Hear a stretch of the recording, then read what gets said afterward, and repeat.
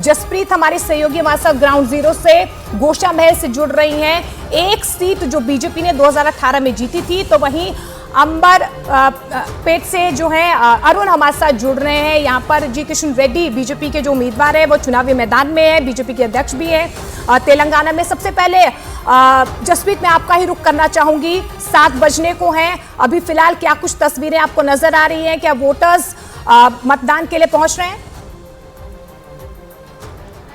मोनिका, मैं आपको बताऊं, मैं गोशा महल सीट में मौजूद हूं। एकमात्र ऐसी सीट जो कि बीजेपी ने पिछले चुनावों में जीती थी। टी राजा यहां से तीसरी बार चुनावी मैदान में है और उनसे हमने एक्सक्लूसिव बातचीत की है। वो ये कह रहे हैं कि तेलंगाना में बीजेपी की सरकार बनने जा रही है। आपने बात की बूथ की, देखिए वोटिंग शुरू होने में 2 मिनट है। यहाँ पर जो पहले वोटर हैं वो अंदर पहुंच गए हैं और जैसे ही वो वोट देकर के बाहर आएंगे वो तस्वीर भी हम आपको दिखाएंगे। हालांकि यहाँ पर लोग देरी से उठते हैं, जो लोग बता रहे हैं, ऐसे में सुबह उनकी देरी से होती है, इसलिए सिर्फ 2 वोटर मुझे यहाँ पर दिखाई दे रहे हैं।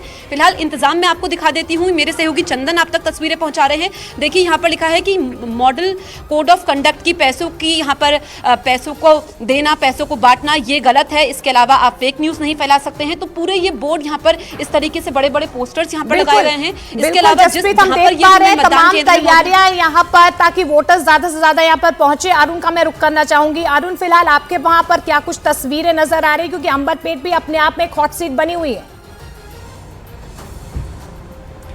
देखिए, अंबरपेट पे अब से थोड़ी देर बाद केंद्रीय मंत्री और बीजेपी के जो तेलंगाना के अध्यक्ष हैं जी किशन रेड्डी, वो अपना मताधिकार का प्रयोग करने के लिए आने वाले हैं। तो तस्वीरें मैं आपको दिखा दूं, जो बूथ है उसके अंदर तैयारियां पूरी हो चुकी हैं। 1-2 मतदाता भी खड़े हैं, हालांकि वोटिंग अभी शुरू नहीं हुई है और वो मतदान करने के लिए यहाँ पर सुबह सुबह आ गए हैं, खड़े हैं। लेकिन कुछ ऐसे लोग हैं जो पहली बार जो वोट पहले, उसके पहले मैं आपको दिखा दूं, जी किशन रेड्डी चूंकि जेड सिक्योरिटी प्राप्त हैं, तो उनके आने से पहले ये जो सिक्योरिटी अमला है उनका, वो देख रहा है। यहाँ पर केंद्रीय मंत्री हैं और बीजेपी के अध्यक्ष हैं, तो हाई प्रोफाइल पर्सनालिटी हैं, उनकी सुरक्षा को लेकर के जो लोग तैनात हैं वो यहाँ पर जांच कर रहे हैं मतदान केंद्र के अंदर। अब से थोड़ी देर बाद वो पहुंचने वाले हैं। लेकिन फिलहाल एक बिल्कुल अरुण, आप आपके रुख हम करेंगे, लेकिन इस बीच आपको बता दें तेलंगाना की 119 सीटों पर मतदान शुरू हो गया, यानी कि वोटिंग शुरू हो गई है। शाम 6 बजे तक मतदान होगा। तो 119 सीटों पर मतदान तेलंगाना के लिए आज तेलंगाना की किस्मत का फैसला होगा। बीआरएस जो हैट्रिक लगाने की कोशिश कर रहा है, कांग्रेस जो मुख्य विपक्षी दल भी है अपने वजूद तलाशने की कोशिश कर रहा है, बीजेपी भी यहाँ पर त्रिकोणीय मुकाबला कहीं ना कहीं बनाती हुई नजर आ रही है, एमआईएम भी अपनी साख को बचाने की कोशिश कर रहा है। ऐसे में बड़ी खबर आपको बता दें कि 7 बज चुके हैं। तेलंगाना की 119 सीटों पर मतदान शुरू हो गया है। 2290 उम्मीदवारों की किस्मत का फैसला आज तेलंगाना की जनता करेगी।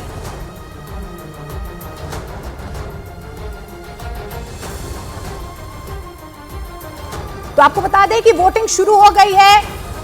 शाम 6 बजे तक तेलंगाना की 119 सीटों पर मतदान होगा। तमाम तैयारियां यहां पर पूरी कर ली गई हैं। तमाम पार्टियां अपने अपने दावे, अपने अपने वादे करती हुई नजर आ रही है। लेकिन आज सबसे महत्वपूर्ण काम वोटर्स का है और हैदराबाद से हमारे साथ संजय तिवारी जुड़ रहे हैं। संजय, हैदराबाद एक ऐसी सीट जिनकी एमआईएम अध्यक्ष असदुद्दीन ओवैसी कहीं ना कहीं अपनी साख जो है हैदराबाद से बचाने की कोशिश करते हैं। तेलंगाना विधानसभा चुनाव में उनके साथ विधायक भी हैं, लेकिन इस बार 9 उम्मीदवारों को उन्होंने चुनावी मैदान में उतारा है। लेकिन हैदराबाद पर बीजेपी हो या कांग्रेस हो, सबकी नजर बनी हुई है। वोटिंग शुरू हो गई है क्या? बिल्कुल, वोटिंग शुरू हो गई है। 7 बज गए हैं और इस समय मैं जिस फैज हाई स्कूल के सामने खड़ा हूं, असदुद्दीन ओवैसी यहाँ पर ही कुछ देर में वोट करने के लिए आने वाले हैं। इस पूरे त्रिकोणीय मुकाबले में असदुद्दीन ओवैसी जो है वो एक महत्वपूर्ण कड़ी है। 9 सीटों पर इस बार वो चुनाव लड़ रहे हैं। 7 विधायक पहले उनके यहाँ पर हैदराबाद में हैं और इस बार 9 सीटों पर उनका दावा है कि पूरी 9 की 9 सीटें वो जीतने वाली है। हालांकि जो 7 सीटें हैं वो उनके लिए काफी इस बार बहुत आसान नहीं है। खास करके यहाँ एक नामपल्ली विधानसभा है, उसके बारे में कहा जा रहा है कि वहाँ बहुत कड़ा मुकाबला कांग्रेस दे रही है। तो ओवैसी के लिए ये सबसे बड़ी चुनौती रहेगी कि वो अपनी पूरी 7 सीटें अगर इंटैक्ट रख पाए तो बहुत जरूरी है। मैं आपको तस्वीरें दिखाऊं, ये देखिए पूरी यहाँ पर तैयारी हो चुकी है। सुबह 5:30 बजे से मॉक ड्रिल चालू हुई। जो पोलिंग एजेंट्स थे उनको बताया गया कि वीवीपैट और जो ईवीएम है वो पूरी तरह से सही है और वो कैसे वर्क करेगा। और उसके बाद से अब 7 बजे से पोलिंग स्टार्ट हो गई और असदुद्दीन ओवैसी यहाँ पर कुछ देर में पहुंचने वाले हैं। वो जाहिर तौर पे हमसे बातचीत करेंगे। मतदाता जो है वो आना शुरू हो गए हैं। मैं आपको करना चाहूंगी जसप्रीत, गोशा बहस से हमारे साथ ग्राउंड जीरो से जुड़ी हुई है जसप्रीत, वहां पर वोटिंग शुरू हो गई है। बिल्कुल वोटिंग शुरू हो चुकी है मोनिका, और पहले वोटर भी मेरे साथ मौजूद हैं। आप स्याही दिखा दीजिए, आपने वोट दे दिया तो देखिए जागरूक मतदाता है, सबसे पहले पहुंचे हैं। क्या क्या चुनावी मुद्दे हैं आपके दिमाग में जिसको लेकर के आपने वोट दिया? चुनावी मुद्दे तो कई प्रकार के हैं मैडम। एक्चुअली क्या है, अब वोट तो डालने का है मुझे। हाँ। किसी की कौन से भी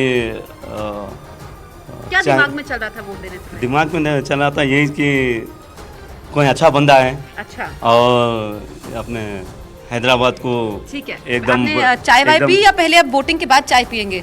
नहीं मैडम, मुझे रात भर नींद नहीं आई क्योंकि मैं जागरूक एक वोटर यहाँ त्योहार का पर तरीका कहीं ना मानता कहीं हूँ। जसप्रीत मैं नजर आ actually क्या रहा है, है, और सुबह देखिए 7:03 होचुके हैं। मतदाता जो अपने घरों से बाहर निकले हैं। अरुण, आपके वहां पर क्या तस्वीर है? वोटर्स आ चुके हैं? देखिए निश्चित रूप से वोटर्स आ चुके हैं। शहरी इलाके में थोड़ा देर से वोटर निकलता है, लेकिन यहाँ पर कुछ वोटर यहाँ पर आए हुए हैं। आप देखिए अपनी बारी का इंतजार कर रहे हैं। और जैसा कि मैं आपको दिखा रहा था कि केंद्रीय मंत्री जी किशन रेड्डी को आना है, इसलिए यहाँ पर जो सुरक्षा अमला है वो पूरी तरह से यहाँ पर चाक चौबंद है। और सिक्योरिटी ड्रिल जो होती है एक वीवीआईपी के आने की, वो पूरी की जा रही है। लेकिन वोटर्स की अगर बात करूँ मैं, आपको देखिए वहाँ पर 2 वोटर हैं, अपनी बारी का इंतजार कर रहे हैं। जैसे ही वो वोट दे के बाहर आएंगे, निश्चित रूप से उनका क्या एक्सपीरियंस है, पहली बार के वोटर भी हैं, गए, लेकिन उतनी भीड़ नहीं है जिस तरह की भीड़ आपको राजस्थान में देखने को मिल रही थी, छत्तीसगढ़ में मिल रही थी, मध्य प्रदेश में मिल रही थी। वो भीड़ यहाँ अभी तक नहीं आई है, लेकिन थोड़ी देर में आने वाली है। अगर आपको दिखाएं तस्वीरें यहाँ पर, तो ट्रैफिक सामान्य रूप से चल रहा है। लोग अपने घरों से निकल तो रहे हैं और यहाँ आ भी रहे हैं, लेकिन उस तरह की कतारें जिस तरह की आप राजस्थान में आपने देखा, मध्य प्रदेश में देखा, छत्तीसगढ़ में देखा, उस तरह की कतारें अभी नहीं है। थोड़ी देर में यहाँ पर मतदाता आएंगे और अभी जो बिल्कुल मैं आपका रुख करूंगी अरुण, जब मतदाता वहां पर पहुंचेंगे। लेकिन मैं एक बार फिर से हैदराबाद चली जाती हूँ। संजय हमारे साथ लगातार ग्राउंड जीरो से पहुंचे हुए। संजय, हम देख पा रहे थे 7 बजे नहीं थे, उससे पहले ही लंबी लंबी कतारें वहां पर लग गई थी। अभी फिलहाल क्या तस्वीर? देखिए वोटर्स आना शुरू हो गए, और ये एक वोटर है अभी जो यहाँ पर इसके अंदर आए और वो अंदर से लौट कर क्या हुआ सब वो वोट कर बोले पहले तो कोई चीज़ अलाउ नहीं है बोलकर बोले, ठीक है अलाउ नहीं है फ़ोन वगैरह, मगर वो कुछ भी आईडी कार्ड लेकर आओ बोलकर बोल रहे भी, तो अब आईडी कार्ड के लिए फिर घर को जाना पड़ेगा। तो पहले वोटर्स जो यहाँ पर आए वो इसके अंदर बूथ के अंदर घुसे, लेकिन उनको थोड़ा सा निराशा हाथ लगी क्योंकि वो आईडी कार्ड लेके नहीं आए थे। जाहिर तौर पर चुनाव आयोग ने कहा है कि आईडी कार्ड कुछ ना कुछ लेके आना है, आपका वो ड्राइविंग लाइसेंस, उसके अलावा पैन कार्ड या फिर आधार कार्ड या कोई भी ऐसी चीज जिससे ये प्रूव हो चुनाव आयोग की तरफ से, ताकि जो वोटर्स हैं तमाम तैयारियों के साथ आए। जसप्रीत, मैं आपका रुख करना चाहूंगी, वहां पर इस तरीके की कोई कंफ्यूजन तो नहीं है? क्योंकि हैदराबाद में हम देख पा रहे हैं कुछ वोटर्स अपने आईडी कार्ड लेकर नहीं आए हैं। वहां पर तैयारियां फिलहाल आपको सक्षम नजर आ रही हैं?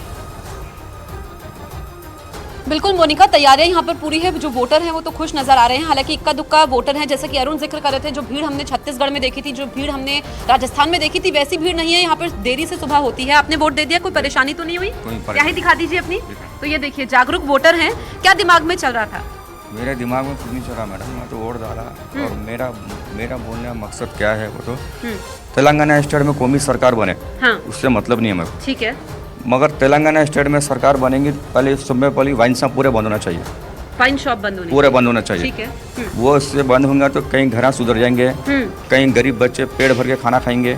हैं उसमें गरीब लोग क्या है, वो तो मजदूर आदमी कमाता 1500 रुपये महीने को, 500-600 की शराब पी लेता, 800 की शराब पी लेता, लिया था घर में 300 रुपये। बिल्कुल, घर बिल्कुल में कई खाना ऐसे पकेगा मुद्दे क्या? हैं जिनको ज़हन में रखकर मतदाता आ रहा है। अरुण, मैं आपका रुख करना चाहूंगी। कई मायनों में अगर हम बात करें, तेलंगाना विधानसभा चुनाव अपने आप में खास हैं, खास तौर पर जिस तरीके से बीजेपी ने इस मुकाबले को अब त्रिकोणीय बना दिया है।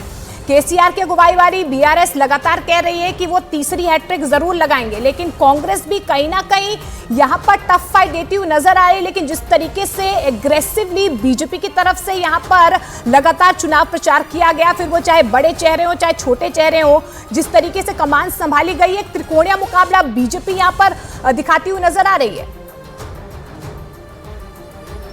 देखिए निश्चित रूप से भारतीय जनता पार्टी ने योगी आदित्यनाथ, अमित शाह, बड़े नेताओं की रैलियां कराई, प्रधानमंत्री की भी रैली कराई, तो त्रिकोणीय मुकाबला बनाने की कोशिश है। सबसे बड़ी चुनौती केसीआर के सामने है, क्योंकि जब से राज्य बना, अस्तित्व में आया, तब से मुख्यमंत्री वही हैं, तब से टीआरएस और अब बीआरएस ही जीत रही है। तो अब उनके सामने चुनौती है कि क्या अपना किला तीसरी बार वो बचा पाएंगे।